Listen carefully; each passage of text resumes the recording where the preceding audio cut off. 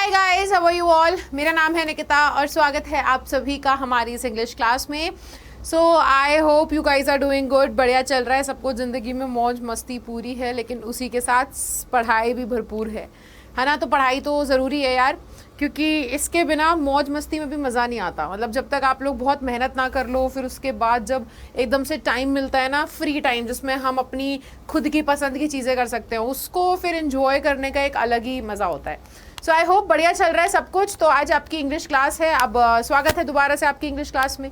पिछली क्लास में हम लोगों ने आंट जेनिफर टाइगर्स का ये जो पोएम है, इसका पूरा का पूरा एक्सप्लेनेशन देखा था, जिसके अंदर मैंने तुम लोगों को पूरा बताया था कि ये पोएम है क्या, ये लिखी किसने है, इसके पीछे का आइडिया क्या है, सेंट्रल आइडिया क्या ये पोएम कंटेन करती है। वो सारी चीज़ें मैंने आप लोगों को लास्ट क्लास में बता दी थी। और जैसे कि मैंने बताया था कि हमारे पास आएंगे अब से 2 वीडियोस। 2 से मेरा मतलब है कि अलग अलग पार्ट में वीडियोस डिवाइडेड रहेंगी।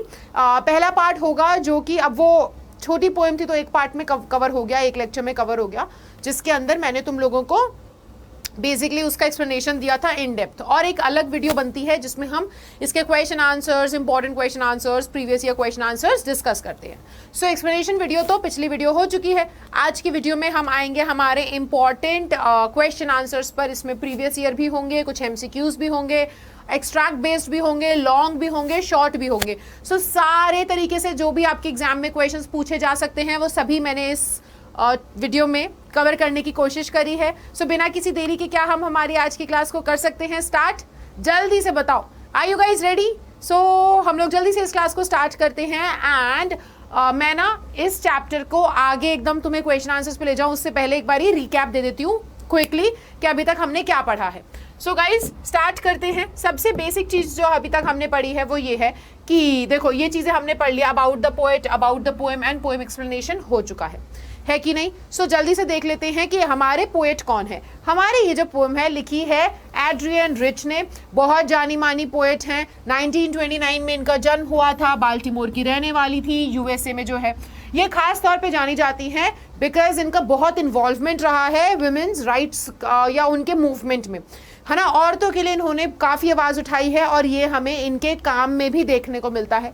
ऐसे ही आज की इनकी जो पोएम है जिसका नाम है आंट जेनिफर टाइगर्स, ये पोएम जो है ये सिंबलाइज करती है सभी हम बोलेंगे औरत जाति को। जितनी भी हमारे यहाँ हमारी सोसाइटी में फीमेल्स हैं, औरतें हैं, लेडीज़ हैं, उनके लिए ये पोएम लिखी गई है। और इस पोएम के अंदर वो बता रही हैं कि क्या क्या दिक्कतें एक औरत को उठानी पड़ती हैं, क्या क्या मुश्किलें एक औरत को देखनी पड़ती हैं अपनी मैरिड लाइफ में, वो ये बता रही हैं। अच्छा, इस मैसेज को वो दे रही हैं 2 लोगों की मदद से। एक उन्होंने यूज़ किया है टाइगर को, और वहीं पर उन्होंने आंट जेनिफर का भी एक कैरेक्टर जो है वो इस पोएम के अंदर यूज़ किया है। आंट जेनिफर का जो कैरेक्टर है वो बताता है कि वो सिंबलाइज करता है एक्चुअली। आंट जेनिफर का जो कैरेक्टर है वो सिंबलाइज करता है जितनी भी औरतें हैं उन सभी को, ठीक है। तो वो औरतें, जितनी औरतें ना जो हर अपने अपनी मैरिज में, अपनी अपनी ज़िंदगी में कहीं ना कहीं परेशान है, किसी एक ऐसे बंधन में, एक ऐसी शादी में फंस गई हैं जहाँ पर वो बिल्कुल भी खुश नहीं है, ऐसी सभी औरतों को हम क्या कर रहे हैं, डिनोट कर रहे हैं हमारे आंट जेनिफर की मदद से। सो एक्चुअल में जो ये पोएम स्टार्ट होती है, अब मैंने आपको बताया ना इसका राइटर तो एड्रियन रिच है। इसकी थीम क्या है? Constraints of married life that a woman experiences, है ना। और साथ ही साथ इसके अंदर हम देख रहे हैं, पहले पैराग्राफ में हम देखते हैं कि टाइगर्स जो वो एम्ब्रॉयडरी कर रही हैं, टाइगर्स कैसे हैं। दूसरे पैराग्राफ में हम आंट जेनिफर के बारे में कुछ जानते हैं, और तीसरे पैराग्राफ में हम उन दोनों का कंपैरिजन देखते हैं। सो एक्चुअल में होता क्या है कि आंट जेनिफर जो है एम्ब्रॉयडरी कर रही होती हैं, है ना, एक पीस ऑफ क्लॉथ पे। अब वो एक टेबल क्लॉथ भी हो सकता है, एक वॉल हैंगिंग क्लॉथ भी हो सकता है। सो वो उसके ऊपर ना एम्ब्रॉयडरी कर रही होती हैं। अब वो उसके ऊपर बना रही है घना हरा जंगल, जिसमें कुछ टाइगर्स जो हैं वो यहाँ से स्क्रीन से कूद करके चलते हुए दूसरी तरफ जाते नजर आ रहे हैं। मतलब ऑब्वियस सी बात है, वो एम्ब्रॉयडरी है तो वो मूविंग एम्ब्रॉयडरी नहीं है, बट ऐसा लग रहा है ना। उन्होंने एक जंगल बनाया है ग्रीन, और उन्होंने टाइगर्स जो एम्ब्रॉयडर कर रहे हैं वो ऐसे लग रहे हैं जैसे कि इधर से उधर टहल रहे हैं। सामने एक पेड़ है, पेड़ के नीचे कुछ आदमी भी खड़े हैं। तो वो बता रहे हैं कि आंट जेनिफर के बनाए हुए टाइगर्स कुछ इतने ज़्यादा प्राउड है अपने आप पे, इतने ज़्यादा निडर हैं, इतने फेयरलेस हैं कि उन्हें किसी का भी डर नहीं लगता। वो ऐसा लग रहा है कि ना वो पूरे वो जो स्क्रीन है, वो जो पैनल है जिसपे एम्ब्रॉयडरी हो रही है, ऐसा लग रहा है कि वो यहाँ से चल करके जा रहे हैं आगे की ओर। और वो ना तो डरते हैं उन आदमियों से जो पेड़ के नीचे खड़े हुए हैं। और यहाँ पर टाइगर्स को जो है बेटा अच्छे से एक्सप्लेन किया जा रहा है, उनको डिस्क्राइब किया जा रहा है कि उनका रंग भी इतना ज़्यादा येलो है, इतने ब्राइट कलर के, इतने ब्यूटीफुल टाइगर्स हैं वो, जैसे कि मानो टोपेज का पत्थर। टोपेज का पत्थर भी येलो और ऑरेंजिश कलर का होता है। सो वैसे उनका कंपैरिजन हुआ है टोपेज स्टोन के साथ, और साथ ही साथ बता रहे हैं कि वो डेनिजन्स हैं, यानी कि वो रहने वाले हैं एक हरे भरे बढ़िया से एक घने जंगल के। सो यहाँ पर हम दिखा रहे हैं फर्स्ट पैराग्राफ में कि कैसे जो टाइगर्स हैं they are unafraid, they are very bright and elegant and shiny, और साथ ही साथ वो अपनी मर्जी के अपनी दुनिया के मालिक हैं, वो अपने एरिया में खुल करके घूमते हैं बिना किसी से डरे। लेकिन वहीं पर जब हम आगे जाते हैं तो हम देखते हैं कि आंट जेनिफर की हालत कैसी है। आंट जेनिफर जो है वो बेचारी इतनी ज़्यादा सहमी हुई है, डरी हुई है अपनी शादी में, कि वो जब इस पूरी पिक्चर को, इन सभी चीज़ों को एम्ब्रॉयडर कर रही हैं, तो वो जब कपड़े में सुई को डाल करके उसे बाहर पिरोती है ना, धागा बाहर ऐसे खींचती है सुई से, तो उस औरत के हाथ भी कांप रहे हैं, उनके हाथ भी स्टेबल नहीं है, इतनी ज़्यादा डरी हुई है। बताते हैं कि उनकी हाथ पर, उनकी उंगलियों पर जो अंकल हैं, उनकी शादी की जो अंगूठी उन्होंने आंटी को पहनाई थी, वो अब अंगूठी जो है वो उसका भार आंटी से नहीं संभल रहा है। वो भार इतना ज़्यादा है जो अंकल ने अंगूठी पहनाई है उस अंगूठी का। तो यहाँ पर भार और अंगूठी से क्या मतलब है? अंगूठी सिग्निफाई कर रही है उनकी मैरिज को, और वो जो उंगलियों के ऊपर भार है असल में वो उनकी लाइफ है, कि लाइफ में कितनी ज़्यादा रिस्पॉन्सिबिलिटीज़ आ चुकी हैं, कितनी ज़्यादा रिस्पॉन्सिबिलिटीज़ से वो दब गई है, कितना भार उनके ऊपर है, और उस भार तले वो औरत जो है वो बहुत परेशान है, वो अपनी शादी में खुश भी नहीं है। और वही नाखुशी हमें नजर आती है इन लाइनों से, कि जब वो क्या करती हैं कि जब उनकी फिंगर्स फ्लटर कर रही हैं, यानी कि नर्वसनेस से उनके हाथ कांप रहे हैं, वो अपने वूल में से, वो ऊन के उस जो एम्ब्रॉयडरी हो रही है उसमें से आइवरी नीडल को बाहर पुल भी नहीं कर पा रही है, इतनी सहमी हुई है। वहीं पर हमें फिर बाद में थर्ड स्टैंजा में कॉन्ट्रास्ट देखने को मिलता है कि किस प्रकार जो हमारी आंटी हैं, ये बेचारी अपनी इस शादी में, जिस शादी में वो खुश नहीं है, जिस शादी में वो कंट्रोल हो रही है, जिसमें उसकी कोई भी आज़ादी नहीं है, जिसमें उसको बिल्कुल भी जिसमें उसे बहुत डर लगता है, ऐसी शादी में वो पूरी इस रिश्ते को निभाएंगी, अपनी रिस्पॉन्सिबिलिटीज़, अपनी जिम्मेदारियों को पूरा करेगी। लेकिन एक दिन आंटी की भी डेथ हो जाएगी, और वो फिर भी वो मरेंगी कैसे? उनकी डेथ हो जाएगी, उनका हाथ जो है उनके ऊपर फिर भी कंट्रोल रहेगा, उनके हाथ में फिर भी वो शादी की रिंग होगी, अंगूठी होगी, जो इस चीज़ की निशानी होगी कि उनके लाइफ में उन्होंने कितने बुरे एक्सपीरियंस करे हैं, कितने बुरे अनुभव रहे हैं, उनकी मैरिड लाइफ कितनी ही ज़्यादा परेशान करती थी उनको, वो डरी हुई थी उसमें, और वो उसमें एक गुलाम थी, उनके पास आज़ादी नहीं थी। लेकिन फिर भी उनके मर जाने के बाद भी उनकी जो कला है, उन्होंने जो एम्ब्रॉयडरी करी है, जो अपने टाइगर्स बनाए हैं, वो फ्रीली घूम रहे होंगे बिना किसी से डरे हुए, उतने ही ज़्यादा निडर जितने वो पहले थे, और उतने ही ज़्यादा प्राउड जितने वो पहले थे। ये है हमारी पोएम जो हमने पिछले कुछ हमारे एक लेक्चर में कवर करी थी और पढ़ी थी। लाइन बाय लाइन हमने इसका एक्सप्लेनेशन भी किया था, सारी चीज़ें हमने सीखी भी थी। तो ये सभी जो है, अगर कोई बच्चा यहाँ पर आज हमारी इस वीडियो में नया आया है तो पिछली वीडियो को ज़रूर देखना, और आपका जो है ना चैप्टर को लेकर के इन डेप्थ नॉलेज वो अच्छे से मिल जाएगी, सभी कॉन्सेप्ट्स क्लियर हो जाएंगे। आज हम आ जाते हैं हमारी इस पोएम के कुछ हम सिंबल्स देख लेते हैं कि ये जो पोएम है ना, इसमें बहुत सारे सिंबल्स यूज हुए हैं, इसको भी समझ लेते हैं। सो देखो, आंट जेनिफर जो है, आंट जेनिफर के माध्यम से हमारी जो पोएटेस हैं एड्रियन रिच, वो केवल आंट जेनिफर की बात नहीं कर रही, वो एक ऐसी कहानी नहीं सुना रही है कि उनकी आंटी थी और वो आंटी बहुत परेशान थी। एक्चुअल में वो आंट जेनिफर की मदद से सभी औरतों की कहानी सुनाना चाह रही हैं। So actually aunt Jennifer refers represents women all over the world wedged under the tyrannical hand of a patriarchal society। यहाँ पर इसका क्या मतलब है? यहाँ पर वो बोलना चाह रहे हैं कि आंट जेनिफर केवल एक औरत नहीं है जो ऐसा एक्सपीरियंस कर रही है। आंट जेनिफर की मदद से हम जितनी भी औरतें हैं हमारी इस पेट्रियार्कल सोसाइटी में, जो क्या हैं, जो दबी हुई हैं, जिनकी जो आवाज़ नहीं उठा सकती, उन सभी को हम यहाँ पर रिप्रेजेंट कर रहे हैं आंट जेनिफर के माध्यम से। पेट्रियार्कल सोसाइटी यानी कि ऐसी सोसाइटी जिसके अंदर औरतों को नहीं, केवल आदमियों को बोलने का हक दिया जाता है, अपने लिए लड़ने का हक दिया जाता है, लेकिन औरतें जो हैं वो अपनी आवाज़ नहीं उठा सकती क्योंकि उनकी आवाज़ सुनी ही नहीं जाती है। सो ऐसी सोसाइटी की बात कर रहे हैं हम, और यही सोसाइटी पेट्रियार्कल सोसाइटी कहती है। आज बेशक बहुत समय चेंज हो चुका है, टाइम बदल चुका है, लेकिन आज से पहले का जो समय था, है ना, उसमें तो बहुत ज़्यादा ऐसा होता था कि अगर आपकी शादी हो गई है, आप शादी में खुश हो कि नहीं हो, आपसे एक्सपेक्ट किया जाता है कि आप केवल घर के काम करोगे। आपको बाहर के काम करने में आपको आपके बाहर मतलब एक औरत का क्या व्यू है, क्या पॉइंट ऑफ व्यू है, क्या नज़रिया है, वो तक नहीं सुना जाता था। वो अपना नज़रिया तक नहीं रख सकती थी। उसका नज़रिया, उसका सारा जो रीच थी वो केवल घर के कामों में थी। बाहर का काम, सोसाइटी का काम, घर में रोटी कमा करके लाना, अपनी आप कह सकते हो अपने फैमिली को चलाना, वो केवल एक मेन का काम था, एक आदमी का या आदमियों का काम था, ठीक है। और इस वजह से उनको हमेशा सुपीरियर हैंड रखा दिया जाता था कि तुम जो है घर के करता धरता हो, आपकी सुनी जाएगी, आप बोलोगे, लेकिन जो औरत है उसकी आवाज़ तो अनसुनी करी जाती थी। तो ऐसी सभी औरतों के बारे में यहाँ पर हम इन सभी औरतों को रिप्रेजेंट कर रहे हैं आंट जेनिफर के माध्यम से। अच्छा, दूसरा जो आता है बेटा यहाँ पर aunt Jennifer's tigers. Aunt Jennifer के जो टाइगर्स हैं वो क्या रिप्रेजेंट कर रहे हैं? यहाँ पर कुछ कैरेक्टर्स हैं ना, तो आपको कैरेक्टर्स के बारे में पता होना चाहिए। आंट जेनिफर के टाइगर की मदद से हम बता रहे हैं कि उनके सपने, मैंने आपको एक चीज बताई थी कि आर्ट एंड आर्टिस्ट, एक आर्ट क्या होती है, आर्टिस्ट अपनी जिंदगी, अपने एक्सपीरियंसेस, अपने अनुभव, अपने सपने, अपनी इच्छाएं अपनी कला के जरिए दर्शाने की कोशिश करता है। अपनी कहानी भी वो अपनी कला के जरिए हमें सुनाने की कोशिश करता है। बहुत से गाने आपने सुने होंगे, बहुत सी मूवीज आपने देखी होगी, जिसके अंदर क्या होता है कि आप अगर अपने कलाकार को समझ जाओ, अगर आप अपने आर्टिस्ट को समझ जाओ, तो आप उसके आर्ट को समझ सकते हो। सो एक्चुअल में यहाँ पर क्या केस है, यहाँ पर ऐसा केस है कि हमारी जो आंटी है, she was not at all free, she did not have that freedom जो उनको मिलनी चाहिए थी, है ना ही तो। और वो डरी हुई थी, वो अपनी शादी में क्या थी, वो गुलाम थी, उनके हस्बैंड का उनके ऊपर हुक्म चलता था, ठीक है। वो खुश भी नहीं थी, सो इतनी ज़्यादा परेशान थी वो अपनी शादी में। और उनकी विशेष क्या थी, उनकी इच्छाएं क्या थी कि मैं फ्री हो सकूं, मैं अपनी मर्जी की मालिक बन सकूं, मैं खुश रह सकूं, है ना, मुझे डरना ना पड़े। तो वो अपनी उन इच्छाओं को पूरा नहीं कर पा रही थी, लेकिन उन्होंने अपनी कला के माध्यम से, उन टाइगर्स के माध्यम से उन्होंने अपनी उन इच्छाओं को एक रूप दिया, और वो टाइगर्स का रूप दिया। क्योंकि टाइगर का नेचर ही ऐसा होता है कि वो बहुत ही फियरलेस होते हैं, उन्हें किसी से डर नहीं लगता, वो अपनी फ्रीडम, अपनी मर्जी के मालिक होते हैं, है ना। तो उन्होंने ऐसे एक टाइगर का इस्तेमाल किया। एम्ब्रॉयडरी, ये क्वेश्चन भी आ सकता है गाइस, अगर आप ध्यान दो तो आपको पूछा जा सकता है कि टाइगर ही क्यों बनाया। देखो उनकी इच्छाएं क्या थी, और वो अपनी एम्ब्रॉयडरी की मदद से अपने ड्रीम्स को पूरा करना चाहती थी। और टाइगर एक बहुत ही अच्छा वो सिंबल है, स्ट्रेंथ का, ताकत का सिंबल है टाइगर। उनका नेचर ही ऐसा होता है, दे आर वेरी गैलेंट, वो बहुत ज़्यादा बहादुर होते हैं, है ना, वो डरते नहीं हैं। तो उन्होंने यूज़ ही एक ऐसा सिंबल किया ताकि वो अपनी इच्छाओं को उसके माध्यम से पूरा कर सके। सो यही आपका आंसर है।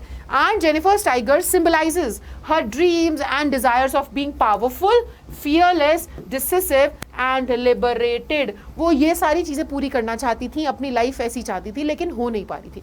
सो उन्होंने अपनी कला के माध्यम से जस्ट इमेजिन किया कि मैं ना सही, मेरे टाइगर जी सही, वो तो कम से कम अपनी मर्जी के मालिक हैं और फ्री हैं। वो तो अपनी शादी में मास्टर हो रही थी, उनके हस्बैंड उनको मास्टर करते थे, है ना, वही उनके मास्टर थे। So she was a slave, एक तरीके से हम कह सकते हैं।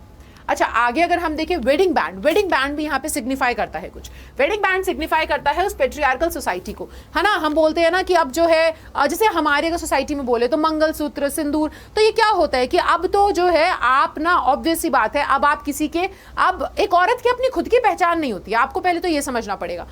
हाँ, हमने माना कि अभी से काफ़ी टाइम जो है अब चेंज हो चुका है, लेकिन पहले के टाइम पे जब ये पोम लिखी गई थी ऐसा ही कुछ था, और इस चेंज को लाने में भी बहुत समय लगा। अगर हम देखें हमारे मम्मी पापा की टाइम की बात करें, या थोड़ा सा और पहले जाकर के हम हमारे दादा दादी या नाना नानी की बात करें, तो आप उनके और हमारी अपब्रिंगिंग में, सोसाइटी में काफ़ी चेंज देख सकते हो। और वो चेंज यही था कि अगर आपकी शादी हो गई है तो आपकी खुद की कोई इंडिविजुअलिटी नहीं है। एक्चुअली आप जाने जाओगे अपने हस्बैंड के नाम से। Your husband is your master, वो जैसा कहेंगे वैसा होगा। एक औरत का कुछ से नहीं होता किसी भी डिसीजन में, वो डिसीजन नहीं ले सकती, घर के सारे डिसीजंस घर के मर्द लेते हैं। ऐसी कुछ चीज़ें थी। और यहाँ पर हम ना ये शादी की अंगूठी से हम यही दिखाना चाह रहे हैं कि पेट्रियार्कल सोसाइटी कि अब क्या है, she is not the master of her own will, वो अपनी इच्छा की मालिक नहीं है, अब उसे केवल अपने पति की सुननी है। ये हमें पता चल रहा है। साथ ही साथ way the command is defined as masculine, यहाँ पर हमें ये बता रहे हैं कि वो अब अपनी मर्जी की मालिक तो नहीं है, अब उसे किसी और की सुननी है, और वो इंसान कौन है, वो उसके पति है।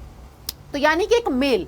अब हम आंट जेनिफर की मदद से सभी औरतों के बताना चाह रहे हैं, सभी औरतों की हालत बता रहे हैं, और हम शादी की अंगूठी से बताना चाह रहे हैं कि उन सभी औरतों की हालत कुछ ऐसी कि वो बस अपने पति से कंट्रोल होती, क्योंकि सोसाइटी तब ऐसी थी, है कि नहीं। अच्छा, अंकल का मतलब क्या है? अंकल यहाँ पे डिनोट करते हैं ऑपरेसर, कि अब उनकी मैरिड लाइफ में जो भी उनके ऑपरेसर्स होते हैं, ठीक है, जो उन्हें दबा करके रखते हैं, सोसाइटी की थिंकिंग ही है ये एक तरीके से, है कि नहीं। अब सोसाइटी भी हो सकती है, अंकल की मदद से आप सोसाइटी को भी एक तरीके से डिनोट कर सकते हो कि सोसाइटी ने क्या कर रखा है कि जो मेल है they are the dominating person, ठीक है, वो डोमिनेट करेंगे, और जो फीमेल्स हैं वो तो फिर क्या है, दे आर द सबमिसिव्स। वो लोग सबमिट कर देते हैं ना कि ठीक है यार, अब जैसा कह रहे हैं वैसे ही करना पड़ेगा, खिलाफ तो जा नहीं सकते। घर पे रोटी कमा करके लाता है हस्बैंड, सारी चीज़ें वो करता है, संभालते वो हैं, तो हमने उनको एक बहुत ही ज़्यादा पावरफुल पोजीशन हमारी सोसाइटी में दे रखी थी। तो अंकल की मदद से हम एक्चुअल में डिनोट करना चाह रहे हैं ऑपरेसर्स को, जो क्या करते हैं, जो ऑपरेस करते हैं। और ये औरतें जो हैं, जो वुमेन हैं, जो विमेन है हमारी सोसाइटी की, सभी ऑपरेस होती हैं। आंट जेनिफर का हाथ क्या रिप्रेजेंट करता है? Reality of her life. वैसे आंट जेनिफर के हाथ का मतलब है उनकी लाइफ, ठीक है। आप यहाँ पे समझो बेटा, बैंड, वेडिंग बैंड का मतलब है वो रिश्ता, वो आप कह सकते हो वो रिश्ता, वो मैरिड लाइफ एक तरीके से, या फिर आप इनको यहाँ पर भी समझा सकते हो कि एक्चुअल में ना वो क्या कह रहे हैं कि अंकल ने वो शादी का बंधन है ना, वो रिश्ते की बात हो रही है। बैंड, वेडिंग बैंड डिनोट करता है एक तरीके से शादी का बंधन, और उनका हाथ डिनोट करता है, कह रहे हैं ना कि शादी का, वेडिंग की अंगूठी है ना, वेडिंग रिंग की वजह से उनका हाथ पे बहुत भार पड़ गया। वेडिंग रिंग है वो रिलेशनशिप, है ना, वेडिंग रिंग है वो सोसाइटी की थिंकिंग, वेडिंग रिंग है वो रिस्पॉन्सिबिलिटीज जो शादी एक रिलेशनशिप के साथ आती है, और वो हाथ है उनकी लाइफ, जो क्या है, जो जैसे आपकी वेडिंग रिंग उनके हाथ पर भारी है, वैसे ही वो रिश्ता, वेडिंग रिंग से हम बता रहे हैं वो रिश्ता, वो थिंकिंग, वो सोसाइटी की बातें जो क्या है, जो उनकी जिंदगी के ऊपर भारी पड़ गई हैं, है ना, वो रिस्पॉन्सिबिलिटीज शादी के साथ जो आती हैं वो उनकी जिंदगी के ऊपर भारी पड़ रही हैं, और वो उसके तले दब रही हैं। एक्चुअल में इस तरीके से आपको समझाया जा रहा है। तो यहाँ पे बहुत सारे सिंबल्स यूज किए हैं। अब बेटा आपको सिंबल्स कैसे काम आने वाले हैं, सुनो ध्यान से मेरे बच्चों। यहाँ पर सिंबल्स आपको ऐसे काम आएंगे कि आपके कीवर्ड्स यहाँ से बहुत बन जाएंगे। अगर आप कोई भी क्वेश्चन का आंसर फॉर्म करना चाहते हो, इतने स्मार्टफुली इन कुछ पॉइंट्स का इस्तेमाल करोगे और बताओगे कि फॉर एग्जाम्पल वो बात करें कि why did aunt Jennifer think of embroidering tigers, तो उन्होंने क्यों टाइगर्स को एम्ब्रॉयडर किया। अगर आप ये क्वेश्चन लिखना चाहोगे, जो ऐसे नूब सा बच्चा है वो कैसे लिखेगा, वो नॉर्मल तरीके से आंसर लिख करके आएगा। लेकिन मेरे जो प्रो स्टूडेंट्स हैं वो कैसे लिखेंगे answers, they will use the keywords, they will use the key phrases. And what are these key phrases? These are the key phrases that I am talking about. आपको इनके बारे में लिखना है। आप इस तरीके से लिख सकते हो कि aunt Jennifer's tigers are not actually tigers, they are her dreams, they are her desires of being powerful, of being fearless, decisive and liberated. And वो अपने टाइगर्स की मदद से ये जो ड्रीम्स हैं अपने पूरा करना चाह रही हैं। उन्होंने टाइगर को इसलिए बनाना चाहा बिकॉज टाइगर का नेचर ही बहुत ऐसा होता है, दे आर पावरफुल, उनके पास स्ट्रेंथ है, वो अपनी मर्जी के मालिक है। तो इस तरीके से जब आप आंसर लिखोगे तो देखना आपका आंसर जो है वो इतना अच्छा बनेगा। And I can guarantee you guys कि आपके आंसर को या आपके नंबर कोई नहीं काट पाएगा। आपको बस एम करना है कि आप अपने एग्जामिनर को इम्प्रेस करो, because obviously that examiner is going to check a lots of a number of mark sheets, और सभी आंसर शीट्स, मार्क शीट्स क्या बोले, आंसर शीट्स, एंड सभी आंसर शीट्स को पर्टिकुलरली एक एक करके line by line, word by word पढ़ना मुश्किल हो जाता है। सो जो एग्जामिनर है आपको उसकी मेंटालिटी और आपको उसके थॉट प्रोसेस को सोचना होगा कि वो कैसे चेक करता है। वो ऑब्वियस सी बात है कीवर्ड्स को देखते हैं कि ये जो क्वेश्चन है इसमें ना दो चीज़ों के बारे में बात होनी है, the nature of the tiger and tiger क्या डिनोट करता है, क्या सिग्निफाई करता है, क्या सिंबलाइज करता है। तो जो इन्विजिलेटर है या जो आपको एग्जामिनर है वो इसी चीज़ को ढूंढ रहा होगा कि क्या इस बच्चे ने ये 2 पॉइंट्स लिखे, बाकी उसने जो भी लिखा है डोंट केयर, बट क्या उसने ये 2 पॉइंट्स लिखे हैं, क्योंकि यही 2 पॉइंट्स जो हैं वो बेसिक आंसर हैं आपके क्वेश्चन का। सो वो आपके उन बेसिक पॉइंट्स को देखेगा, और अगर वो पॉइंट्स मेंशन्ड हैं तो यानी कि ऑब्वियस सी बात है आपने उन पॉइंट्स के बारे में फिर डिटेल में बात करी ही है, आपने उन्हीं पॉइंट्स को एक्सप्लेन किया है। और यही हमें चाहिए कि आप उन्हीं पॉइंट्स को एक्सप्लेन करो, because that is the correct and appropriate answer. So इस तरीके से वो आंसर चेक करते हैं, कीवर्ड्स को ढूंढते हैं, और अगर आप ऐसे ही कीवर्ड्स लिखोगे तो आपका आंसर तो अपने आप होलसम बन जाएगा। ठीक है, तो हमने सिंबल्स भी कर लिए हैं। अब हम आते हैं पोएटिक डिवाइसेस पर। सो सबसे पहला पोएटिक डिवाइस जो यहाँ पर यूज हुआ है वो है मेटाफर। मेटाफर कैसे यूज हुआ है? It is a literary device which is use to make a comparison. मैंने बताया ना बेटा, सिमिली एंड मेटाफर ऑलमोस्ट एक जैसे होते हैं, उन दोनों में हम लोग कंपैरिजन करते हैं, बट सिमिली में हम कंपैरिजन करते हैं 2 वर्ड्स का यूज करके, like and as. She is as beautiful या फिर she is beautiful like a. तो लाइक और एज शब्द का इस्तेमाल करके जब कंपैरिजन होता है तब हम सिमिली कहते हैं। लेकिन आप बिना लाइक शब्द का इस्तेमाल करें, बिना एज शब्द का इस्तेमाल करें, अगर कंपैरिजन करते हो तो हम मेटाफोर बोलते हैं। और यहाँ पे मेटाफोर कहाँ है? आपने देखा था ब्राइट टोपैज, तो हम शेर का जो स्किन कलर है, जो वो दिखता है, हम उसके अपीयरेंस को कंपेयर कर रहे थे ब्राइट टोपैज पत्थर से, कि वो पत्थर की तरह दिख रहा है। तो यहाँ पे कंपैरिजन है। सो ये एक मेटाफोर है यहाँ पर। So it is a literary device which is used to make comparison between two things that aren't alike, जो एक जैसी नहीं है बट आप उसमें कंपेयर कर रहे हो, but do have something in common. देखो ब्राइट टोपैज डेनिजन्स, डेनिजन्स बोल रहे हैं ना, डेनिजन्स यानी कि रहने वाले जंगलों के। ब्राइट टोपैज, तो tigers are compared with bright topaz because of their elegant colour. वो जो इतना सुंदर सा ऐसा सही तो कलर होता है जैसा पीछे मैंने यहाँ पे बैकग्राउंड यूज किया है। ये देखो यहाँ पे एक छोटा सा टाइगर भी बैठा है, अ क्यूट लिटिल टाइगर, ठीक है। सो ऐसा कलर होता है, तो उसी के कलर का कंपैरिजन पत्थर के साथ हुआ है, जो कि एक्चुअल में सिमिलर नहीं है बट उनके बीच में एक सिमिलैरिटी है। आई होप सभी को समझ में आ रहा होगा क्लास में। अगर किसी को कोई डाउट है, दिल के दुख दर्द कहानियाँ जो भी हैं, कमेंट सेक्शन में आपस में बात करने से बेटर है कि मुझे उस कॉन्वर्सेशन का पार्ट बना लेना। बिकॉज ऑब्वियस ही बात है गाइस, देखो हमारे बीच में जो एक रिलेशन बन सकता है, हमारे बीच में जो एक कनेक्शन है, वो कनेक्शन है थ्रू आवर कमेंट सेक्शन।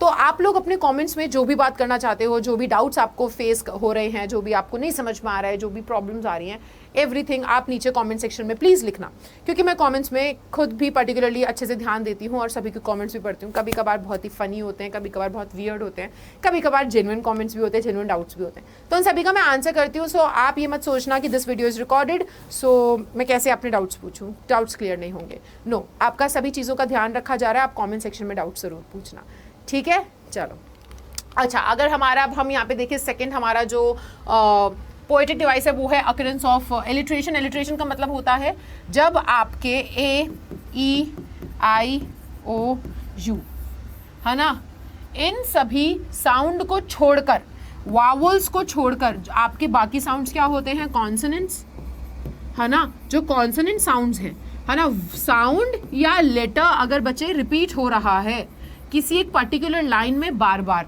तो हम बोलते हैं एलिट्रेशन है। तो यहाँ पर एलिट्रेशन है, देखो फिंगर्स फ्लटरिंग, तो एफ एफ रिपीट हो रहा है, प्रांसिंग प्राउड, ये रहा। सो यहाँ पर एलिट्रेशन भी हमें देखने को मिल रहा है। अब मैं तुम्हें एक राज की बात बताऊँ। राज की बात ये है कि जब भी आप अपनी कोई पोएम लिखने जाओगे और अगर आपके एग्जाम में पोएम से कोई क्वेश्चन आता है और बोलते हैं कि पोएटिक डिवाइस लिख दो, so this is a big secret जो मैं आपको बता रही हूँ।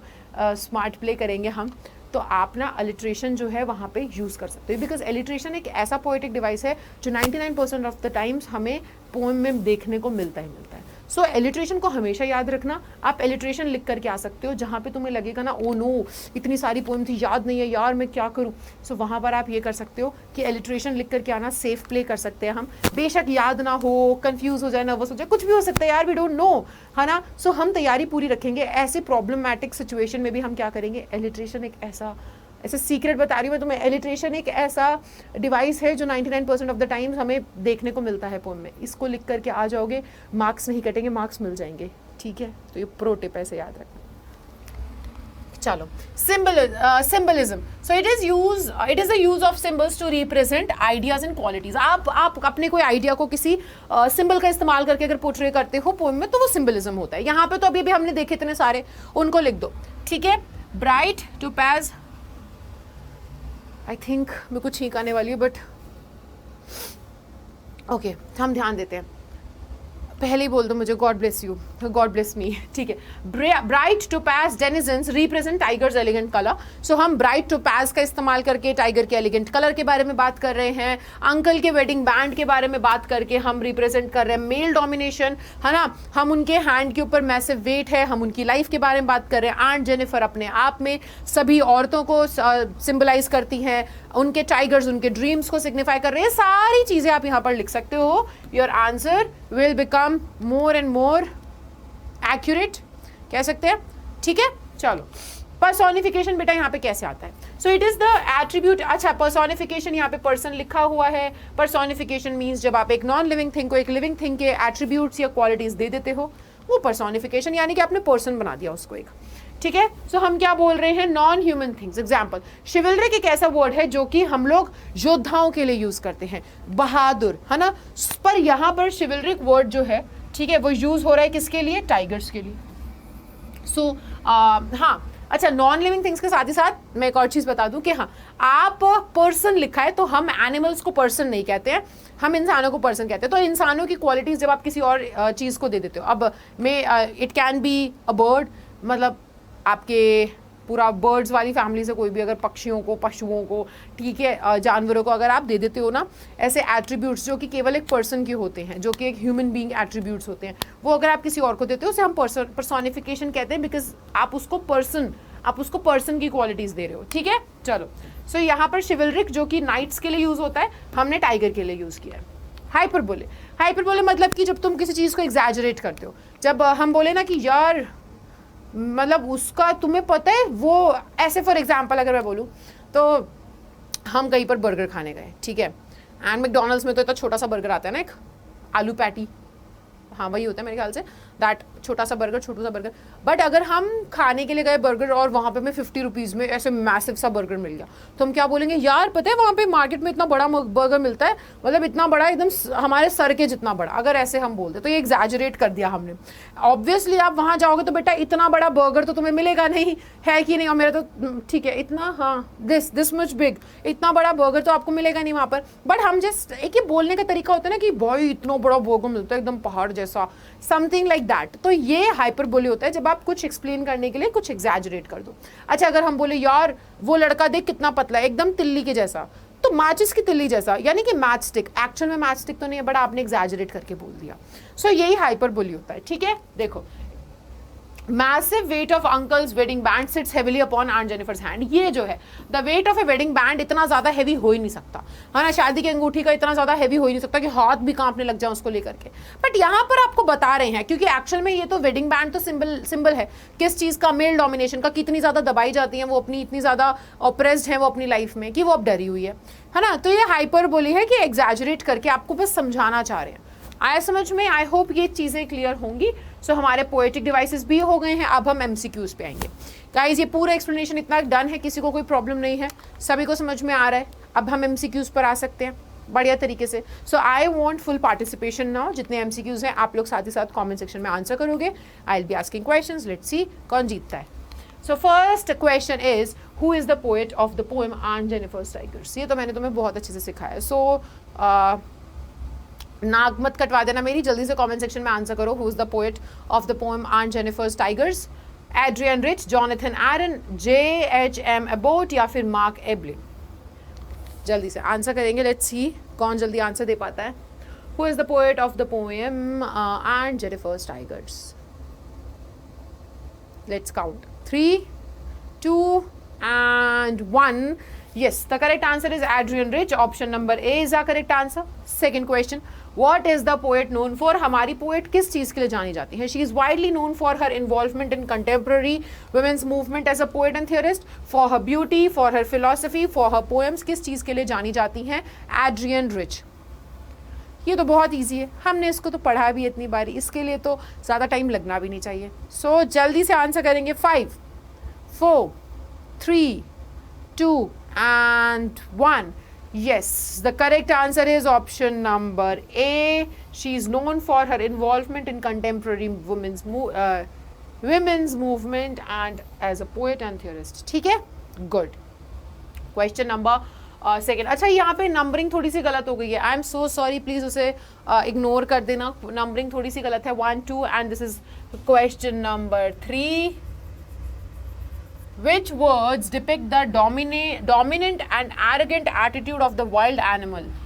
यहाँ पर कौन से वर्ड से हम हमारे वाइल्ड एनिमल, कौन सा वाइल्ड एनिमल है? हम तो टाइगर का इस्तेमाल कर रहे हैं, एक ही वाइल्ड एनिमल है, तो हम हमारे टाइगर का डोमिनेंट और एरोगेंट एटीट्यूड किन शब्दों के इस्तेमाल से पोर्ट्रे कर रहे हैं पोएम में? सो डोमिनेंट वर्ड यूज करके हम बता रहे हैं कि दे आर वेरी डोमिनेंट, है ना। एरोगेंट वर्ड यूज करके ही, या फिर हमने अडोरेबल बोला है, डेनिजन्स और शिवलरिक बोला है। हम कौन से वर्ड यूज करके टाइगर्स का ये एटीट्यूड दिखाना चाह रहे हैं हमारी पोएम में? सो तो बहुत ईजी है कि नहीं? एंड बहुत ही बढ़िया, आई नो मेरे सभी स्टूडेंट्स ने सही जवाब दिया है। ऑप्शन नंबर डी, ये वर्ड्स तो पोएम में यूज नहीं हुए हैं। हमने बोला डेनिजन्स, डेनिजन्स का मतलब क्या है, वो ऑब्वियस सी बात है अपने एरिया के मालिक हैं, अपने अपने है ना, डोमिनेंट नेचर उनका कि भाई मैं अगर इस जंगल में रहता हूं तो फिर तो कोई भी आ जाए मेरे घर में, मैं उससे नहीं डरने वाला। ये एटीट्यूड है हमारे टाइगर्स का, है कि नहीं, क्योंकि वो जो पेड़ के नीचे आदमी खड़े हैं उनसे भी नहीं डरते। सो यहाँ पे डेनिजन्स वर्ड उनका डोमिनेंट नेचर दिखा रहा है एंड चिवलरिक बता रहा है उनका एरोगेंस।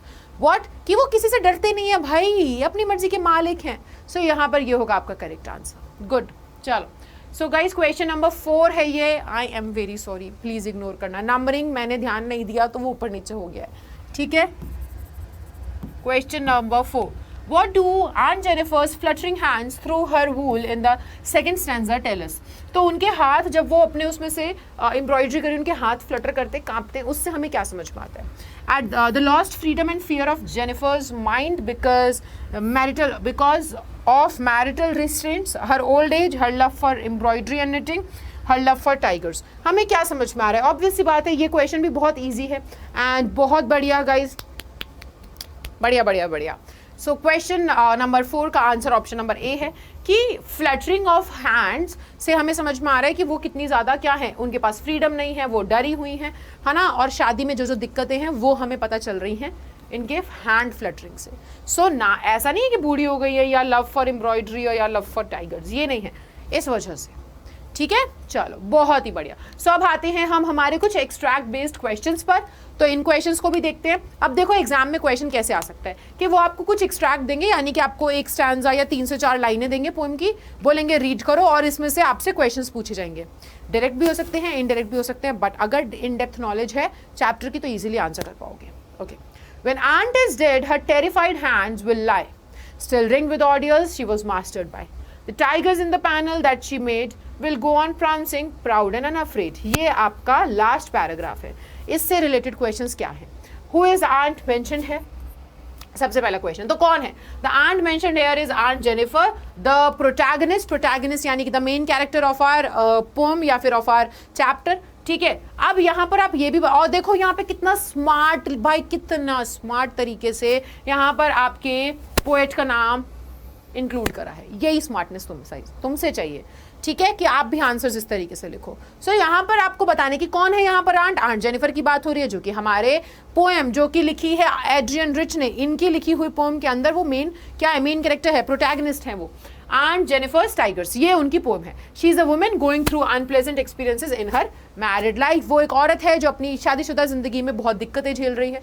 आप यहाँ पर एक और पॉइंट लिख सकते हो कि शी इज द वन, जो एक सिंबल है सभी औरतों का, ठीक है। हम सिग्निफाई कर रहे हैं सभी सोसाइटी की, एक ऐसी पेट्रियार्कल सोसाइटी से पीड़ित औरतों को जो ऐसा ही एक्सपीरियंस करती है शादी में अपनी, ठीक है। तो आप ये भी पॉइंट ऐड कर सकते हो, बट ये भी ठीक है। अच्छा, अगर थोड़े ज़्यादा मार्क्स का आता है, अगर वो पॉइंट भी ऐड कर दोगे तो गलत नहीं होगा answer, it is up to you. Editions आप अपने हिसाब से कर लीजिएगा, सब्ट्रैक्शंस मत करने लग जाना कि इसको काट के कुछ और लिख दूंगा, काटना कुछ नहीं है, इतना ठीक है। नेगेटिव में मत जाओ, पॉजिटिव सोचो, बी ऑप्टिमिस्टिक। एडिशंस करने हैं, एक आधा एक्स्ट्रा पॉइंट आपको लग रहा है कि ये भी रेलेवेंट है, लिख देना। चलो, option question number 2, why is she ringed with ordeals? Ordeals का मतलब क्या होता है गाइस, मैंने बताया था ना, unpleasant experiences, bad experiences. So ringed with यानी कि अभी भी बंधी हुई हैं उन बैड एक्सपीरियंस से। इसका मतलब क्या है? सो देखो, the ring here refers to her wedding band और ring which has brought with it a host of family responsibilities. So अच्छा, यहाँ पर रिंग का मतलब क्या है? जैसे कि मैंने बताया, वेडिंग बैंड की बात हो रही है, या फिर आप बोल रहे हो कि जो शादी के साथ आने वाली रिस्पॉन्सिबिलिटीज है वो हम सिंबल, यहाँ पे रिंग वो उस चीज का सिंबल है। अभी हमने देखा था ना सिंबल्स क्या है, सिंबल्स जानना इससे जरूरी है क्योंकि पोएम ही इससे बनी है। सो आप यहाँ पर यूज करोगे कि वो जो है वो क्या है, वो सिंबल है भाई उन सभी प्रॉब्लम्स का, उन सभी रिस्पॉन्सिबिलिटीज का, उन सभी दिक्कतों का जो शादी के साथ आती है। सो रिंग यहाँ पर पहले तो ये मीनिंग है। आप बोल रहे हैं शी फील सो सराउंडेड, वो इतनी ज्यादा उसमें क्या है, उन चीजों में फंस गई है कि वो उसी में दबकर, उसी में घिर के रह गई है ना, अपने शादी की दिक्कतों में। That it seems like an, और वो कैसा दिख रहा है, और वो एक बैड एक्सपीरियंस है उसके लिए। तो हम यहाँ पे इस लाइन से ये कहना चाह रहे हैं। सो क्या मीनिंग है इस लाइन का कि वो जो रिंग है, रिंग सिग्निफाई करती है आपकी शादी की अंगूठी को, और साथ ही साथ सिग्निफाई करती है उन सभी रिस्पॉन्सिबिलिटीज को जो शादी के साथ आती हैं। हमारा रिंग्ड का मतलब है कि वो घिर गई है उन रिस्पॉन्सिबिलिटीज से, है ना। She feels very burden, she is controlled, ये भी आप कह सकते हो कि कंट्रोल हो रही है वो इन चीजों से, है ना। और वो अनहैप्पी है, उसको लॉस ऑफ फ्रीडम फील होता है कि उसके पास फ्रीडम नहीं है, ठीक है। ये सारी चीजों से फील होती है, इस वजह से वो उसे बैड एक्सपीरियंस बोल रही है, ऑडियंस उसे बोल रही है। क्लियर? चलो question number C, what is the difference between her and the tigers. ये क्वेश्चन तो बहुत इंपॉर्टेंट है, इसको तो ध्यान से समझना। टाइगर्स और उसमें उनमें क्या डिफरेंस है, अब आपको पूरी पोएम का जस्ट लिखना है। सो उनमें और टाइगर्स में क्या डिफरेंस है। शी इज वेरी अफ्रेड, है ना। देखो आन जेनिफर इज क्वाइट वीक, वो कमजोर है ना। सब में से वो दबी हुई है भाई, वो मानती हैं बातें, स्लेव है एक तरीके से। वेयर एज जबकि टाइगर्स आर स्ट्रॉन्ग, उनके टाइगर्स बहुत स्ट्रॉन्ग है, बहुत बोल्ड है, पावरफुल है, किसी से नहीं डरते, फियरलेस भी लिख सकते हो। She is bound by the constants of her married life, है ना। एल है ये, 5 लिखा है।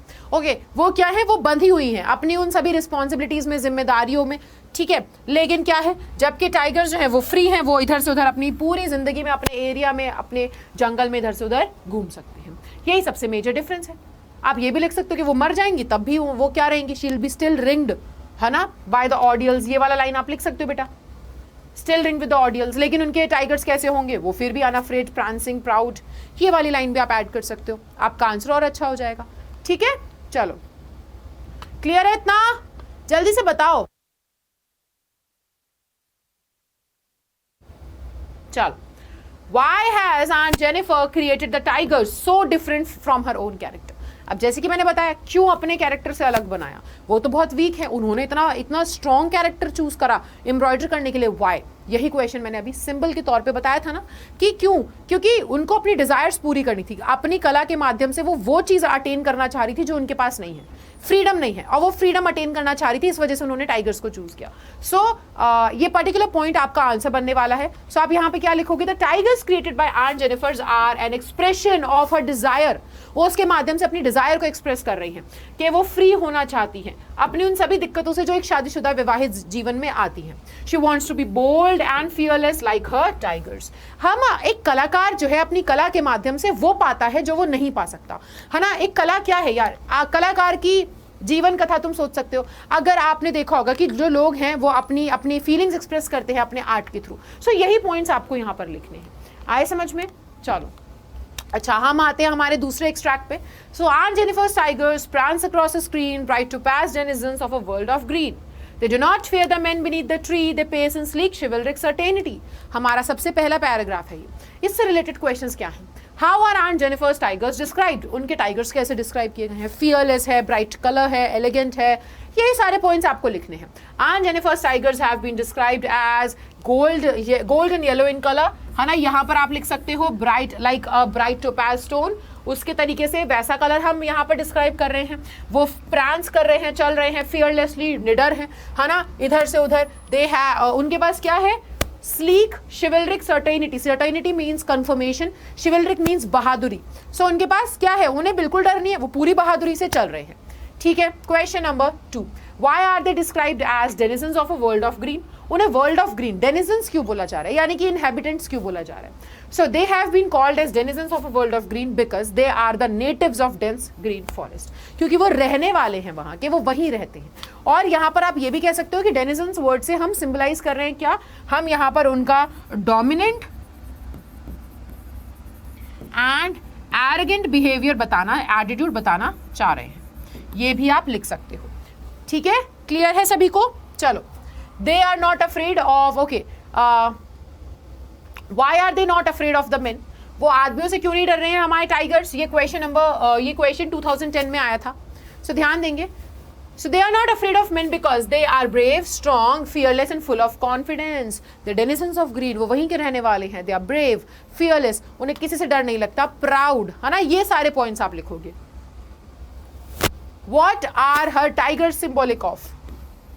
जैसे कि मैंने अभी समझाया, किस चीज का सिंबल है, उनके ड्रीम्स का। और ये क्वेश्चन देखो यहाँ पर भी एक तरीके से घुमा करके पूछा है बेटा, लेकिन बात तो वही है, उनके ड्रीम्स का ये सारे क्वेश्चंस हैं, है ना। सो आप यहाँ पर लिखोगे, her tigers are symbolic of aunt Jennifer's desire for freedom, they are also symbols of strength and self confidence. क्या टाइगर्स के माध्यम से क्या बता रहे हैं, उनके सपने जो वो पूरे नहीं कर पा रहे, उनकी डिजायर्स, अनफुलफिल्ड डिजायर्स। क्लियर? चलो अब आते हैं हम शॉर्ट आंसर्स पे, जो 3 मार्कर क्वेश्चंस के टाइप पे आ सकते हैं 30 to 40 वर्ड्स में। सो आप ऐसे क्वेश्चंस को कैसे अटेम्प्ट करोगे? What are the difficulties that Aunt Jennifer faced in her life? 2014 में ये पूछा गया था। So क्या दिक्कतें आई हैं, या फिर ये ऐसे भी पूछा जा सकता है कि what are the ordeals? Ordeals means दोबारा से, है ना, problems या फिर bad experiences. So what are the ordeals that Aunt Jennifer faced in her life? 2009 में ऐसे पूछा था। बेटा कैसे भी पूछा जाए, एक्चुअल में मीनिंग सेम ही है। सो देखो आंसर क्या होगा, Aunt Jennifer was probably a victim of oppression at the hands of the patriarchal society। कि Aunt Jennifer जो है हमारी सोसाइटी के देखो सोसाइटी कैसी थी कि the society actually preferred main, है ना, और उन्हीं को सारे के सारे प्रिविलेजेस दिए थे। सो यहाँ पर वो उस सोसाइटी का शिकार थी और उस सोसाइटी में काफ़ी अपनी मैरिड लाइफ में दबी हुई थी। उनका हस्बैंड उनको क्या करता था, कंट्रोल करता था। She was subjugated by her husband and the weight of the, आप यहाँ पे लिख सकते हो she was oppressed, ठीक है, आप यहाँ पर लिख सकते हो she was oppressed by her husband and the weight of the wedding band, that is her wedding ring, felt heavy on her hand। कि वो उनके क्या था, उनका हस्बैंड उनको ऑप्रेस करता था, है ना, और उनके जो वेडिंग बैंड का वेट था, यानी कि उनकी जो अंगूठी थी, है ना, यानी कि जो वेडिंग की रिस्पॉन्सिबिलिटीज थी वो काफ़ी ज़्यादा थी उनके लाइफ में। और उस वेडिंग बैंड का, वही आपका वेडिंग बैंड सिग्निफाई कर रहा है कि वेडिंग बैंड का वेट हाथ पे बहुत ज़्यादा था। दैट मीन्स रिस्पॉन्सिबिलिटीज लाइफ में बहुत ज़्यादा थी जो शादी के साथ आती हैं। शी वॉज सो टेरिफाइड, वो इतनी टेरिफाइड थी that her even her fingers fluttered, कि उनकी हाथ भी कांप गया था जब वो अपनी एम्ब्रॉयडरी कर रही थी, एक ऊन जैसी हल्की चीज़ को खींचने में भी। तो यहाँ से आप बताओगे कि कैसी प्रॉब्लम्स वो फेस कर रही थी। ऑप्रेस्ड थी, पेट्रियार्कल सोसाइटी का बहुत ज़्यादा क्या थी, शिकार हो चुकी थी, ऑप्रेस्ड थी, उनके पति उनको बहुत ज़्यादा क्या दबा करके रखता था, है ना, फ्रीडम नहीं थी, डरी हुई थी, और इस वजह से उनकी हालत कैसी थी, उनकी हालत देखो कितनी डरी हुई थी कि वो एक हल्की वूल जैसी चीज़ को भी खींच नहीं पा रही थी बाहर। सो ऐसे आप बताओगे। अगला क्वेश्चन क्या आ सकता है, how are Aunt Jennifer's tigers different from her? उनके टाइगर्स उनसे कैसे डिफरेंट है? देखो 2014 में क्वेश्चन आया है एंड 2009 में घुमा करके पूछा है, बट आंसर सेम है कि how are the tigers different from her, same ही है यार। 2009 में भी आया, 2014 में भी आया, एंड आई होप कि ये तो दोबारा हमसे पूछा जा सकता है। सो अगर पूछा जा सकता है तो ईजी है। उनके टाइगर्स स्ट्रॉन्ग हैं, उनके टाइगर्स पावरफुल हैं, उनके टाइगर्स में स्ट्रेंथ है, उनके टाइगर्स डरते नहीं है, फियरलेस हैं। वहीं पर Aunt Jennifer वीक हैं, डरती हैं, फ्रीडम नहीं है। यही पॉइंट्स लिखने हैं आपको। So Aunt Jennifer's tigers are created by her on the tapestry. Tapestry वो पर्टिकुलर पीस होता है, एरिया जहाँ पे एम्ब्रॉयडरी होती है। However, they present a sharp contrast to their creator. Creator से एकदम विपरीत है। While the aunt is weak, meek and submissive, है ना, and is scared of expressing her feelings. वो डरती है अपनी आवाज़ उठाने से, अपनी फीलिंग्स एक्सप्रेस नहीं कर सकती। वहीं पर टाइगर्स जो है वो स्ट्रॉन्ग है, फियरलेस है और कॉन्फिडेंट है। यही तो है बेसिक आपका जो डिफरेंस है दोनों में, वही आप यहाँ पर लिखोगे। Okay, they are bold creatures. वो कैसे हैं? वो बोल्ड क्रीचर्स हैं and are scared of no one. किसी से नहीं डरते। आंट जो है वो अपनी शादी में फंसी हुई है, बॉन्डेड इन मैट्रिमनी, और वो बहुत सारी रिस्ट्रिक्शंस, ये नहीं करना, वो नहीं करना, ये ऐसे रिस्ट्रिक्शंस झेलती हैं। On the other hand the tigers जो हैं वो फ्री हैं, उनके पास फ्रीडम है। Aunt Jennifer के पास फ्रीडम नहीं है। ये सारे आप कॉन्ट्रास्ट दिखाओगे। ठीक है, क्लियर है बेटा? चलो question number 3, how does Aunt Jennifer express her bitterness and anger against the male dominance, so Aunt Jennifer कैसे अपना गुस्सा, अपनी नाराजगी दिखाती हैं हमारी सोसाइटी की तरफ जिसमें आदमियों को ज्यादा प्रेफरेंस दी जाती है। 2014 में आया है। Aunt Jennifer is too terrified to openly resist। वो इतनी ज्यादा डरी हुई है कि वो अपनी खुल करके आवाज उठा नहीं सकती, और ऐसे में हर एक औरत इतनी ही ज्यादा दबी हुई थी और इतनी ज्यादा डरी हुई थी कि कभी औरतों ने खुलकर के पहले अपने लिए आवाज उठाई ही नहीं, है कि नहीं, है ना। That she is a victim of, वो कभी नहीं खुल करके बोल पाई कि किन परेशानियों का, किन ऑपरेशन का वो विक्टिम है। She expresses her bitterness. वो अपनी ये बिटरनेस कैसे दिखाती है, अपना एंगर कैसे दर्शाती है ना, ऐसी सोसाइटी के थ्रू। वो अपना एंगर, अपना डोमिनेंस कि भाई मेरे को सोसाइटी ने दबा रखा है, मेरी फ्रीडम नहीं है, उसको गुस्सा है अंदर से, है ना, उनकी खुद की इच्छाएं हैं, वो दिखाती हैं अपने आर्ट के जरिए। मैंने बताया ना बेटा, आर्ट एंड इट्स आर्टिस्ट।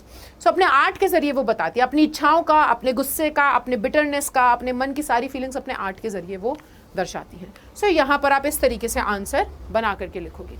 ठीक है, चलो she creates tigers on her tapestry, animals that are symbolic of bravery, fearlessness, strength, है ना। वो ऐसे जानवर का इस्तेमाल करती हैं जो कि उनकी लाइफ से एकदम उल्टे हैं, ठीक है। Besides, she portray these tigers as creatures unafraid of the men around them, और वो ये भी दिखाती हैं कि ये टाइगर्स जो है ना, ये आदमियों से नहीं डरते, ये टाइगर्स आदमियों से नहीं डरते, क्योंकि हमारी आंट जेनिफर डरती है बट वो नहीं डरते, ठीक है। The tigers she creates are wild and free from any kind of bondage. तो एकदम उल्टा बताती है, अपनी एक्चुअल में जो उनकी स्थिति है उनसे एकदम उल्टा वो उनको दिखाती है।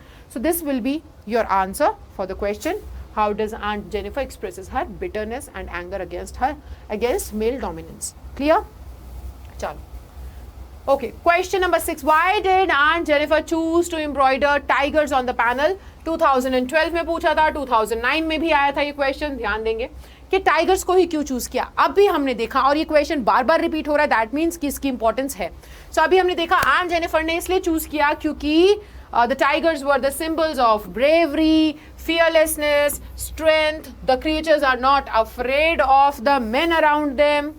ये रहे तुम्हारे, देखो यहाँ पर keywords, her embroidering the tigers is perhaps an expression of her own bitterness and anger against the male dominance। वो अपनी कला के जरिए अपनी डिजायर्स को बताना चाह रही हैं, अपने गुस्से को दिखा रही हैं, अपनी फीलिंग्स एक्सप्रेस कर रही हैं। आंट जेनिफर जो अपने आप को इस सोसाइटी में एक्सप्रेस नहीं कर पा रही थी, उसने साइलेंटली अपने आर्ट के थ्रू अपनी फीलिंग्स एक्सप्रेस करी हैं टाइगर्स को बना करके, ठीक है। चलो, question number 8, why do you think aunt Jennifer created animals that die so different from her own character? What might the poet be suggesting through this difference? उन्होंने ऐसे कैरेक्टर को क्यों चूज किया, ऐसे टाइगर को, ऐसे एनिमल को क्यों चूज किया जो उनसे बहुत अलग है ना। यहाँ पे वो क्या सजेस्ट करना चाह रही हैं इस डिफरेंस से। सो देखो, आंट जेनिफर जो है वो अपने आप में वीक है, अपने आप में टेरिफाइड पर्सन है। ऑल थ्रू हर लाइफ उसकी पूरी जिंदगी बीत गई, उसने अपनी जिंदगी ऐसे बिताई, है ना। और वो क्या होता है, वो पूरी जिंदगी भर उन दिक्कतों में फंस के रह जाती है, उन परेशानियों में फंसती है जो शादी के साथ आती हैं। एनिमल्स जो वो बनाती हैं अपने पैनल के ऊपर वो डिफरेंट है, क्यों? क्योंकि वो शिवलरिक हैं, वो डरते नहीं हैं। सो वो पहली बात तो अपने से एकदम ऑपोजिट कैरेक्टर को चूज करती है, अपनी विशेस को फुलफिल करने के लिए वो एकदम ऑपोजिट एनिमल को चूज करती है जिसके कैरेक्टरिस्टिक्स एकदम अलग है हमारी आंट जेनिफर से। और साथ ही साथ टाइगर्स को इसलिए भी चूज करती है क्योंकि वो सिंबल है इन सभी चीज़ों का, कि उनका नेचर ही क्या है, वो माने ही स्ट्रेंथ के लिए जाते हैं, वो माने ही फियरलेसनेस के लिए जाते हैं, है ना। सो आप ये सब लिखोगे। अब यहाँ पर they represent aunt Jennifer suppressed desire, और यहाँ पर वो क्या है, टाइगर्स के थ्रू अपनी दबी हुई इच्छाओं को दर्शाना चाह रही है, टू बिकम बोल्ड, कि वो बोल्ड बन जाए, फियरलेस बन जाए, फ्री बन जाए। The poet wants to emphasise the spirit and desire for freedom which is innate in all human beings. यहाँ पर एड्रियन रिच ये दिखाना चाह रही है कि ये तो एक जन्म सिद्ध अधिकार होता है भाई, आज़ादी, फ्रीडम ऑफ स्पीच, ये तो जन्म सिद्ध अधिकार है जो एक इंसान से छीन लिया। लेकिन एक इंसान जो है चाहे किसी भी हालात में वो इन चीज़ों के लिए तड़पता है। फ्रीडम हर किसी को चाहिए, जानवरों को भी चाहिए इनफैक्ट, है ना। सो वो यही बता रही है कि देखो, एक इंसान के अंदर जो ये फ्रीडम, जो डिजायर्स होती है ना, जो इनबॉर्न होती है, जो बचपन से होती हैं, जो एक इंसान के अंदर, एक इंसान की क्या होता है कि बेसिक नेचर होता है, उसके बारे में बता रहे हैं कि शी वॉज डिवॉइड, उनको वो चीज़ नहीं दी गई थी बट वो कितना उसको चाहती थी, और उसके लिए उन्होंने फुलफिल करने की सोची अपने किसके थ्रू, अपनी आर्ट के थ्रू। और फिर वो ये भी बताती है कि हालांकि क्या है, हालांकि वो तो मर जाएंगी लेकिन कम से कम जो उनकी अनफुलफिल्ड डिजायर्स वो तो पूरी उनके लिए नहीं हो पाई, लेकिन उनके टाइगर्स के लिए पूरी हो सकी, है कि नहीं। वो तब भी उतने ही प्राउड रहेंगे और वो प्रूफ रहेंगे इस बात का कि एक जो लेडी जिसने बनाया है ना, कलाकार चला जाएगा, मर जाएगा, लेकिन उसकी इच्छाएं उसकी कला के थ्रू हमेशा जीती रहेंगी जिंदगी में। तो आप ये भी बता सकते हो कि she will die one day, but उनकी जो अनफुलफिल्ड डिजायर्स थी वो फुलफिल हो रही होंगी और वो फिर भी एग्जिस्ट करेंगी उनके मरने के बाद भी इस दुनिया में, ठीक है। इस तरीके से बनेगा बेटा आपका ये आंसर जो आपसे 2011 में पूछा गया था ऑल इंडिया में। क्लियर? सभी को समझ में आ गया है ये? आगे देखते हैं। Right in brief the central idea of the poem. Very important, ये तो तुम्हें ना पता ही होना चाहिए, क्वेश्चन आए ना आए ये चैप्टर की अंडरस्टैंडिंग के लिए जरूरी है। जिसने इस पे ध्यान नहीं दिया चैप्टर की अंडरस्टैंडिंग आपको जीरो रही, तो इस पे जरूर ध्यान दो। In this poem the poet narrates the tale of an old woman aunt Jennifer. अब पूरा बताओ यार, सेंट्रल आइडिया क्या है कि एड्रियन रिच, बड़े स्मार्ट तरीके से तुम लोग यहाँ पे इन दिस पोएम द पोएट की जगह एड्रियन रिच लिख दो। एक आंसर देखो, एक नो आंसर कैसे लिखेगा और एक प्रो बंदा कैसे लिखेगा। मैं कह रही हूं कि ये क्वेश्चन अगर 7 मार्क्स का आ गया, हो सकता है तुम्हें 7 में से 6 मिल जाए, 5 मिल जाए, है ना। लेकिन पहली ही लाइन में तुमने अगर अपने एग्जामिनर का अटेंशन ग्रैब कर लिया, वो भी पॉजिटिव वे में, तो वहां से तुम्हें 7 आउट ऑफ 7 मिलेंगे कि इस पोएम के अंदर एड्रियन रिच ने ये पोएम लिखी है, इसके अंदर वो एक सिंबल्स का यूज करो कि इस पोएम में एड्रियन रिच ने जो पोएम लिखी है, ये पोएम की थीम क्या है, थीम है constraints that a woman experiences in her married life. इसके थ्रू वो आंट जेनिफर सिंबल हैं सभी औरत जाति का, है ना, और टाइगर्स के थ्रू अपनी डिजायर्स पोर्ट्रे कर रही है। ये टेक्निकल बातों में बात करो, कीवर्ड्स में बात करो और अपने आंसर को और मजबूत बनाओ। She is typical housewife, she is embroidering tigers on a frame, है ना। Aunt Jennifer has suffered all her life because of male dominance. Oppressed बंदी है, जिसकी फ्रीडम नहीं है, जिसके पास अपनी खुद की आवाज नहीं है, जो अपनी फीलिंग्स एक्सप्रेस नहीं कर सकती है, ठीक है, वो इस चीज का शिकार है, मेल डोमिनेंस का शिकार है, विक्टिम है वो। The tigers she is embroidering are in fact the symbol of her husband. Husband का सिंबल, या फिर आप ये लिख सकते हो कि इज द सिंबल ऑफ यहाँ पर हर डिजायर्स, है ना, यहाँ पे हर हस्बैंड नहीं, हर डिजायर्स आप लिखोगे, ठीक है, is a symbol of her desires. They can also be seen as a symbol of women's creative energy. The women give birth to men and the same men. आप इस तरीके से भी एक आंसर बना सकते हो बेटा, और इस तरीके से भी बना सकते हो बहुत ही प्लेन तरीके से कि वो उनके डिजायर्स हैं, जो डिजायर्स वो पूरी नहीं कर पाती हैं, बट अपने कला के थ्रू पूरे करने की कोशिश करती हैं। वो मर भी जाएंगी तो भी क्या है, उनकी जो है कला जीती रहेगी और वो इस चीज़ का प्रूफ होगी। सो आप ये भी लिख सकते हो, और या फिर आप इसको बहुत अच्छा मोड़ दे करके ये भी लिख सकते हो कि टाइगर जो वो बना रही हैं वो क्या है, वो टाइगर जो वो बना रही हैं वो इनफैक्ट उनके हस्बैंड का सिंबल है ना। एक अलग नजरिया वो भी देख लेते हैं। They can also be seen as a symbol of women's creative energy. जो औरत है वो जन्म देती है आदमियों को, and the same man Chinese women when they grow up, और वो यही क्या करते हैं, तड़पाते हैं, जुल्म ढाते हैं उन्हीं औरतों पे जिन्होंने उन आदमियों को जन्म दिया। The poet says that aunt is crushed due to male chauvinism, कि भाई वो ये जो है ना, क्या आदमियों की जो सत्ता चल रही है, जो मेल डोमिनेटेड सोसाइटी है हमारी, उसका शिकार है, उसके तले दब गई है। And it appears she won't be free from the bondage of her house hold chores even after her death. मरने के बाद भी वो फ्री नहीं होने वाली है। सो यहाँ पर ये पूरा का पूरा आपने A to Z आपकी जो पोएम आपने पढ़ी है ना, उसके अंदर से लाइनों का स्टैंजास का इस्तेमाल करते हुए आपने अपने खुद के शब्दों में बताया, और उसके पीछे का जो सेंट्रल आइडिया थीम था उसको निकाल करके आपको हाईलाइट करना है यूजिंग योर पोएम और using your stanzas, using your lines जो पोएट ने पोएम में लिखी है, इन सब चीज़ों का इस्तेमाल करके। ठीक है बेटा, तो इसी के साथ ये हुआ आपका सेंट्रल आइडिया, एंड इसी के साथ हमारी क्लास जो है वो आ चुकी है हमारे अंत पर। सो आई होप कि आपको ये लेक्चर समझ में आया होगा, आपको ये लेक्चर अच्छा लगा होगा, सीखने को मिला होगा। इस चैप्टर की पूरी तैयारी करने के लिए पुराने लेक्चर, एक ही लेक्चर है उसको ज़रूर देखना, जिसमें हमने इस चैप्टर का इन डेप्थ एक्सप्लेनेशन देखा है, समझा है, और आज हमने इसके question answer, symbols, poetic devices, everything के साथ इस चैप्टर को कर लिया है पूरे तरीके से तैयार। इसका रिवीजन करते रहेंगे, आप भी घर पे पढ़ाई करते रहना। कोई भी डाउट आए वीडियो के नीचे कमेंट सेक्शन में डाउट जरूर पूछना, दिल के दुख दर्द खुल करके बताना, ठीक है। जितना मेरे से बन पड़ेगा I am going to help you guys, और मिलेंगे हम हमारी अगली क्लास में। तब तक के लिए bye bye, take care and thank you so much.